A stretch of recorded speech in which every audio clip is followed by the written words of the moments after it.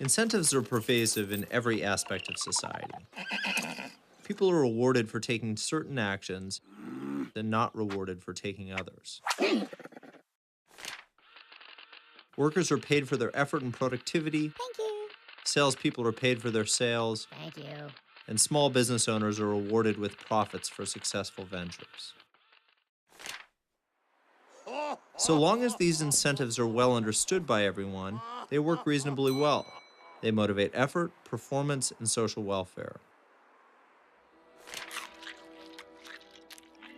But sometimes, individuals have incentives that conflict with their professional responsibilities, often in ways that are not transparent to the public, or even in their own mind. These conflicts of interest produce serious economic and social problems.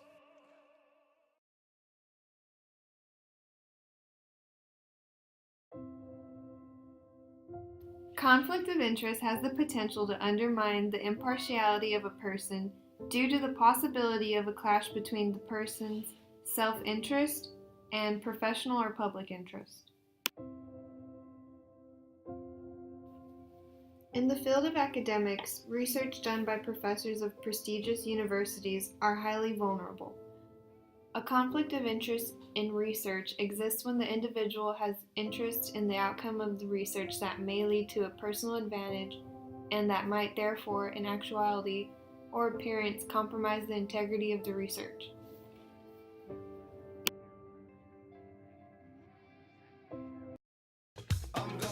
The documentary Inside Job, which won an Oscar this year for alleging conflicts of interest in economics.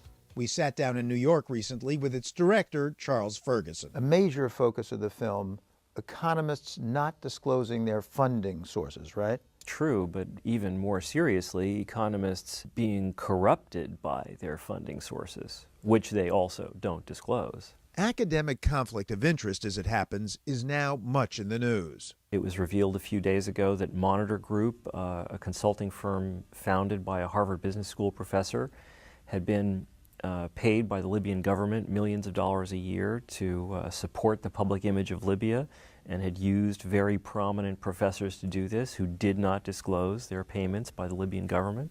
Inside Job focuses on the financial crisis of 2008 and the role of academic economists writing rosy forecasts like this one about Iceland. The economy has already adjusted to financial liberalization, while prudential regulation and supervision is generally quite strong. Not long after, of course, Iceland's banking system blew up.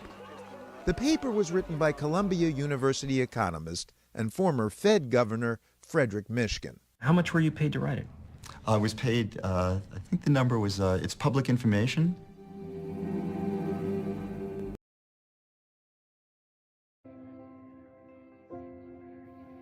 In order to prevent conflict of interest, Texas A&M Corpus Christi began following the Texas A&M University System Regulation, which uses federal law and regulations to evaluate if a financial supplement will create a bias in the research.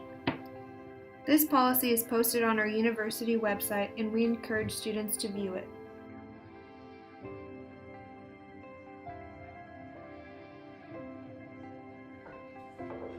Conflicts of interest are pervasive in markets and in society, and can motivate professionals to act in ways that violate their responsibilities and hurt their clients and employers.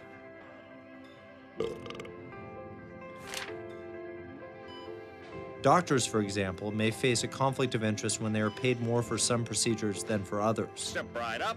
Their professional responsibility is to do what is best for the patient, but their financial incentive is not always aligned with this responsibility.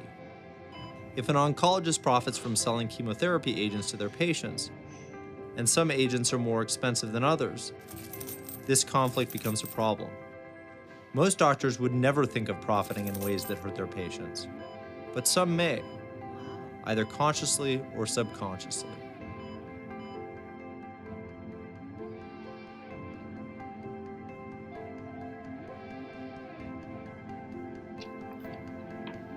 In addition to conflict of interest in academics, another area that experiences this problem is the medical field. One particular example of pharmaceutical conflict of interest is in the prescription of Fosamax prescribed to treat the effects of osteopenia. Osteopenia is different from osteoporosis. Osteopenia, it turns out, is a slight thinning of the bones that naturally occurs as women get older and typically does not result in disabling bone breaks. One patient in particular, Katie Bangenhauser, shared her story with NPR.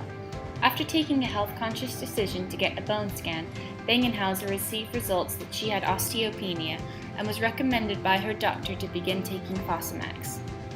After consulting with other women her age, she found that 5 of the 6 women in her office, over 50, were also currently being treated for osteopenia.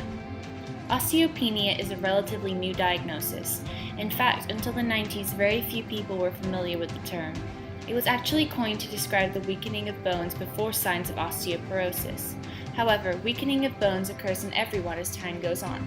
So with the ability to practically diagnose any aging woman with this, the potential market for Fosamax was enormous. In order to diagnose osteopenia, women would need to find that they had lowering bone density, and so bone density machines began being placed in doctors' offices across America. This allowed Fosamax to become a blockbuster drug, one that made over $1 billion a year.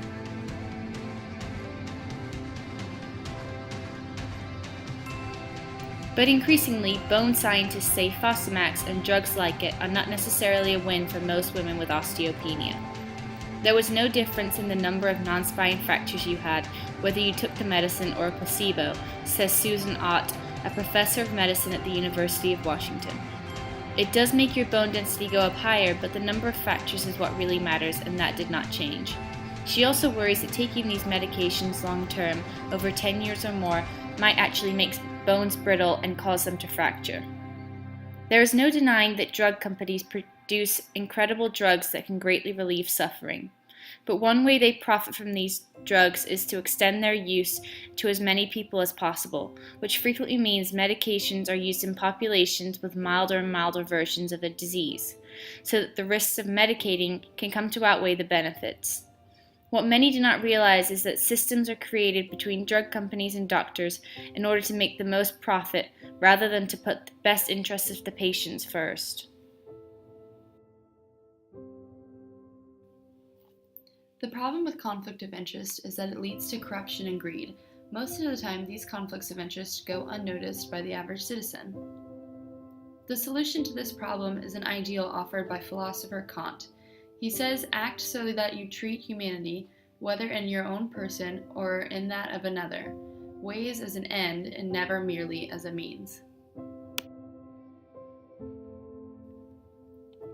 In conclusion, it is important for active citizens to inform themselves by doing personal research, such as investigating their school's financial policy, which is posted on the website, or looking into any possible ulterior motives doctors might have when writing prescriptions, before they blindly accept something they believe is in their best interest.